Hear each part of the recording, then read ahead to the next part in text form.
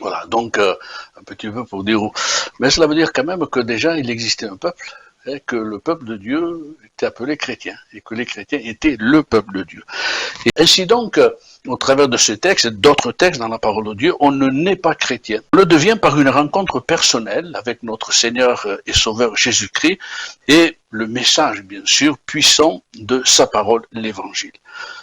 Lorsque Jean-Baptiste va parler de Jésus comme étant la parole et la lumière de ce monde, il va dire ceci, Jean 1,9, cette lumière était la véritable lumière qui, en venant dans le monde, éclaire tout homme, mais à tous ceux qui l'ont reçu, à ceux qui croient en son nom, elle a donné le pouvoir de devenir enfants de Dieu, lesquels sont nés non du sang, ni de la volonté de la chair, ni de la volonté de l'homme, mais de Dieu, Une naissance spirituelle.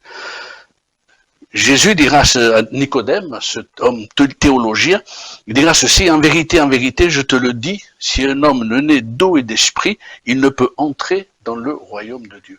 Jésus annonce à cet homme toute la doctrine de ce qu'on appelle la nouvelle naissance.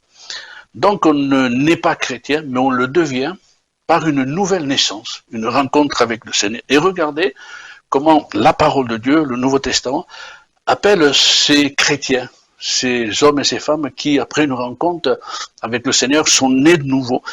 Il dira ceci, ils sont appelés enfants de Dieu, nous l'avons lu, disciples, serviteurs, amis, saints de telle ou telle église locale, à tous les saints, diront les apôtres. Mes frères, dira Jésus, annonce, va dire à mes frères.